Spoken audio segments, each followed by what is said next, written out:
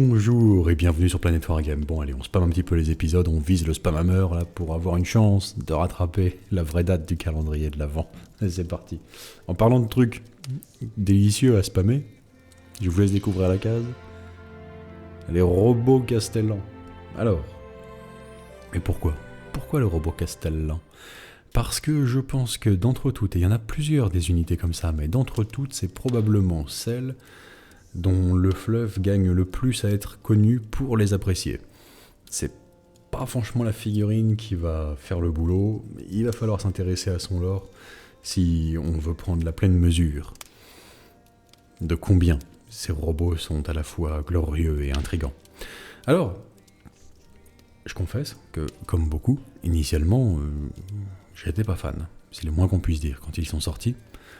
Autant la partie Skitari, quand la DMEC est sortie sous forme de 2 codex séparés, Skitari et puis Cult Mechanicus de l'autre côté. La partie Skitari, j'étais là genre, oh, d'accord, c'est pas du tout comme ça que je les imaginais, mais finalement c'est sûrement plus glorieux de l'avoir fait comme ça, c'est vraiment merveilleux. Autant la partie Cult Mechanicus, ça traînait un petit peu la patte, quoi. Et puis, bon, esthétiquement j'avais du mal à comprendre, et à commencer par l'unité, le principal coupable, qui allait être le fameux robot castellan. Alors, ce petit rétro-robot là, qui a des petits airs de sci-fi des années 50, c'est vrai que j'avais du mal à le piger initialement. Je me disais, pourquoi c'est pas dans la continuité de la gamme, du reste de la gamme Adeptus Mechanicus, c'est même pas dans les jalons de ce qui fait habituellement Warhammer 40 000, qu'est-ce qui se passe? Hormis le petit Aquila ridicule, qu'est-ce qui vient un petit peu permettre de chausser au chausse-pied, on va dire, ce petit robot dans Warhammer 40 000.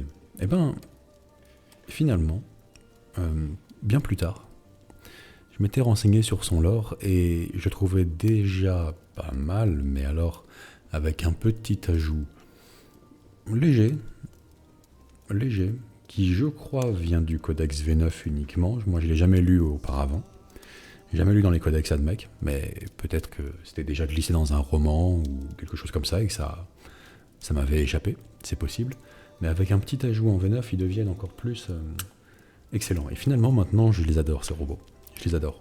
Bon, c'est vrai que, accessoirement, le fait que ça balançait des sauts de dés en tir, que quand on leur tirait dessus, on se reprenait nos propres tirs dans la poire, ça aidait pas spécialement à les apprécier en plus sur la table de jeu. Donc, l'espèce de gros jouet pour enfants était imbuvable en termes de règles. Et le design était particulier. Bon, finalement, pourquoi est-il si laid ? Parce qu'il faut le dire, c'est vrai que le seul univers où ce design devient badass, à la rigueur, ce serait Among Us. Là, ouais, pour un skin d'assassin en mode robot légendaire, ouais, ça serait pas mal. Mais sans ça, moyen bof. Alors, là où ça devient glorieux finalement, c'est que son design ne ressemble pas au reste de la gamme Adeptus Mechanicus, ni à une technologie impériale, pour une assez bonne raison, c'est que ça n'est pas à proprement parler une technologie impériale, et encore moins l'Adeptus Mechanicus. L'Adeptus Mechanicus est incapable de fabriquer ces robots. Vraiment. Ils sont vaguement en mesure éventuellement de pouvoir les réparer.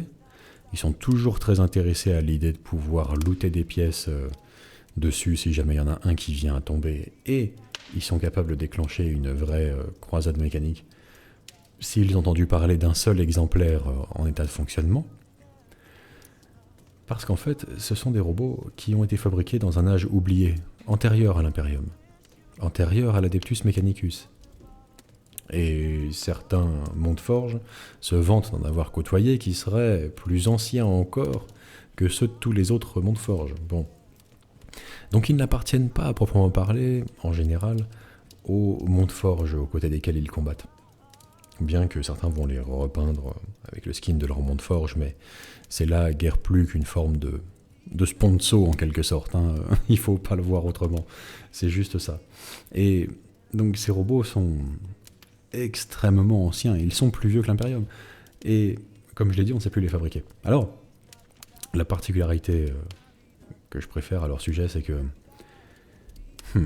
ils dansent sur le fil de ce qui est autorisé ou non au sein de l'Imperium en termes d'IA, qui va être l'acronyme ou le sigle désignant tour à tour intelligence artificielle et intelligence abominable au 41e millénaire. Parce qu'ils jouissent d'un certain degré d'autonomie, et pas négligeable apparemment. En fait, ils font leur vie. Les premiers surpris lorsqu'ils se présentent, lorsqu'ils apparaissent, ce sont en général les adeptes du dieu-machine eux-mêmes. Ces robots font leur vie. Ils poursuivent des objectifs étranges et incompréhensibles qui leur ont été soufflés par d'anciens maîtres qui sont morts depuis bien longtemps, depuis des millénaires et des millénaires. Et tandis qu'ils accomplissent plus ou moins ces missions, de temps en temps, il leur arrive de se présenter vers un Montforge, au sein d'un concile du culte Mechanicus, ou même tout simplement sur le champ de bataille, d'apparaître comme ça. Ce qui fait qu'ils sont perçus en quelque sorte comme les anges du dieu-machine. Et vous voyez, tout est résumé ici finalement, même si c'est plus abondamment développé dans d'autres codex, mais ça suffit en somme. Les cohortes de la Legio Cybernetica combattent dans la livrée de leur Montforge depuis 10 000 ans, mais les Castellans robots eux-mêmes sont plus vieux que l'Imperium, et certains ne sont rattachés à aucun Montforge. Des groupes de ces machines de guerre itinérantes peuvent apparaître sans crier gare au milieu des congrégations du culte Mechanicus. Leur arrivée, veuillez m'excuser, étant perçue donc, comme un signe de la faveur du dieu-machine. Ils se laisseront diriger par les technoprêtres locaux jusqu'à la victoire, après quoi ils disparaîtront à nouveau, peut-être pour des siècles. Voici quelques exemples de ces robots légendaires. Alors, on peut deviner à travers la description de quelques-uns que leur degré d'autonomie est haut. D'entre tous, celui que je trouve le plus mystérieux, ça va être celui-ci parce que pour le S-Mode 9 Determinis, il n'est pas caractérisé par un exploit particulier ou ce genre de choses, mais on nous dit plutôt qu'il a été aperçu pour la dernière fois faisant route vers la nébuleuse protoïde. Alors, faisant route. Ok. Ok, c'est-à-dire, il fait route vers une nébuleuse, donc il marche, il prend son ticket à bord de vols commerciaux, comment ça se passe Est-ce qu'il a volé un vaisseau pour... Enfin, je sais pas, il y a un côté vraiment qui me rend un peu fou dans S-9 Determinis, là. C'est comme ça. Tu sais pas. Vous voyez le même avec les deux voitures qui se croisent? Tu fais un peu cet effet-là, genre, qu'est-ce qu'il fait? Et bah voilà, S-Mode 9 Determinis a l'air de suivre sa propre route, sa propre voie. On ne sait pas après quoi il en a. Bon, quoi qu'il en soit, le seul côté pour lequel ils ne sont pas qualifiés d'intelligence abominable et qu'ils sont si bien vus par les prêtres de Mars, c'est que finalement, ils sont d'une docilité irréprochable envers les technoprêtres. Dès qu'ils croisent un technoprêtre, par contre, ils se foutent 4 pattes en l'air et ils se soumettent, quoi. C'est notamment ce que vont exploiter les compilateurs cybernétiques, c'est comme ça qu'ils s'appellent en français désormais, les compilateurs cybernétiques qui les accompagnent systématiquement au combat, puisque ces robots peuvent recevoir un protocole de combat grâce, et c'est ça qui est un peu nouveau je crois dans le codex V9, je ne l'avais jamais vu auparavant, grâce à une petite fente qui se trouve derrière le blindage de leur plastron. Le plastron peut s'ouvrir et derrière il y a une petite fente dans laquelle le compilateur cybernétique va venir insérer ce qui va ressembler à une carte de tarot impérial, donc une petite carte qui est en fait une carte à puce sanctifiée. La carte à puce sanctifiée va être un genre de circuit imprimé mais avec des composants organiques humains dedans. C'est ce qui lui vaut le titre de sanctifié. Et ces cartes sont très rares, plus rares encore que les robots. Voilà. Donc autant dire que il y a de quoi attiser l'avidité des technoprêtres à ce sujet-là, notamment les compilateurs cybernétiques. Donc.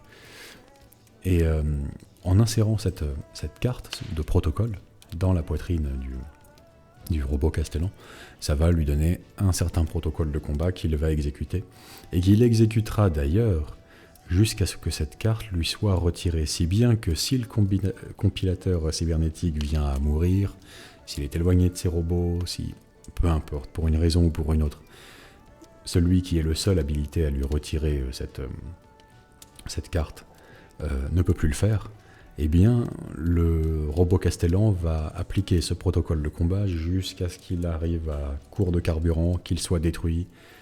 Dans tous les cas, il ira jusqu'au bout. Donc, on nous dit dans le lore qu'on en a déjà retrouvé évoluant au sein de lacs acides ou perdu dans un océan de magma ou encore tentant de détruire toute une ville alors que l'armée ennemie qui était est morte depuis longtemps, enfin est disparue depuis longtemps. Donc, très important voilà, de pouvoir bien ajuster et réajuster le protocole de combat au fur et à mesure. C'est ce qui les rend assez peu pratiques tactiquement sur le champ de bataille. D'ailleurs, ça se ressent bien en termes de jeu, notamment en V9, où maintenant c'est une action qui va avoir des conséquences sur le tour suivant, hein, donc c'est quand même un petit peu chiant. Pour changer leur protocole de combat, il faut anticiper sur le tour d'après. Donc effectivement, ça retranscrit bien ça. Et finalement, on peut même se demander si cette partie-là, sur le plastron du compilateur cybernétique, n'est pas destinée en fait à recevoir les fameuses cartes à puce sanctifiées. Maintenant, je me le demande. Moi, j'avais jamais lu cet extrait de Fluff auparavant, avant le codex V9, sur ces fameuses cartes à puce.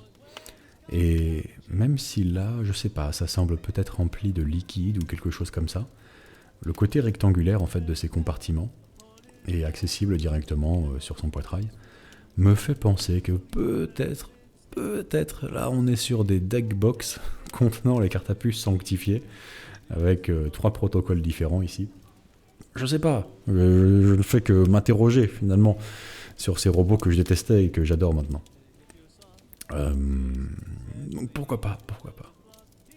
Rappelons que ces cartes sont tellement précieuses, plus encore que les robots eux-mêmes, que le compilateur cybernétique, il y va à fond hein, sur la protection de ces petites cartes. Je veux dire, c'est le double sleeve, c'est pour les noobs. Hein. Lui, c'est une deckbox par carte, quoi, basiquement. Enfin. Donc voilà, en gros, glorieux, ces robots Castellan, je les détestais, maintenant je les adore. Leur design dégueulasse émane ni plus ni moins que du Moyen-Âge technologique, un âge sombre où la science et la raison régnaient en maître, obscurcissant l'esprit de l'humanité, empêchant de recevoir la lumière de la foi. Donc ce design reflète ça, hein, c'est-à-dire que c'est un design pragmatique, froid, purement fonctionnel, et voilà. Donc c'est un look assez simple, on va dire. Voilà. Et finalement, alors qu'en tirer en termes d'exploitation au niveau jeu, etc., en fait, il y a plus de chances, ça va surtout jouer sur la peinture hein, de vos robots Castellan, il y a plus de chances que le robot Castellan, ou la petite manipule, là, les 2 à 6 robots Castellan de votre armée, ait une apparence, un schéma de couleur différent du reste de votre monde forge. Et tout compte fait, vous pouvez vous faire plaisir sur la peinture et accentuer leur différence du reste de l'armée en les peignant d'une manière qui n'a rien à voir avec le reste de votre force de Cult Mechanicus, et à plus forte raison de Skitarii, finalement. On est vraiment sur deux unités complètement... une unité en tout cas complètement séparée du reste de l'armée. Il n'y a guère que le compilateur cybernétique à la rigueur qui va avoir des tissus ou des choses comme ça qui vont correspondre à votre monde forge et avoir le même schéma. Mais pour lui, il y a toutes les chances que les robots Castellan se sont juste présentés à lui comme ça, par hasard pour l'occasion. Plus qu'autre chose, quoi, c'est tout. Ils sont apparus. Ouais, ce petit skin est pas mal d'ailleurs, hein, le côté industriel là est pas dégueu. Enfin. Donc voilà, n'hésitez pas à les peindre différemment si le cœur vous en dit, si vous voulez essayer de quelque chose de différent en peinture. et puis appuyer un petit peu sur leur lore qui, je trouve, gagne à être connu. Ça fait partie de ces unités où plus on en apprend sur elles, plus on finit par les aimer. En tout cas, on se donne une chance de les aimer quand le design ne suffit pas. Ce qui arrive de temps en temps avec eux. Bon, on a chacun nos goûts après. Bien, eh ben, je vous laisse. Bonne peinture, bon jeu, et à bientôt. Ciao. Voilà, et si vous voulez faire l'acquisition d'une petite part de l'histoire de Planet Wargame, en tentant de gagner les Minetti, leur Land Raider, les figurines originales que vous avez vues dans nos rapports de bataille, eh bien, vous pouvez rejoindre nos soutiens jusqu'au 24 décembre, inclus sur Tipeee, Twitch et MyHobbyPlace.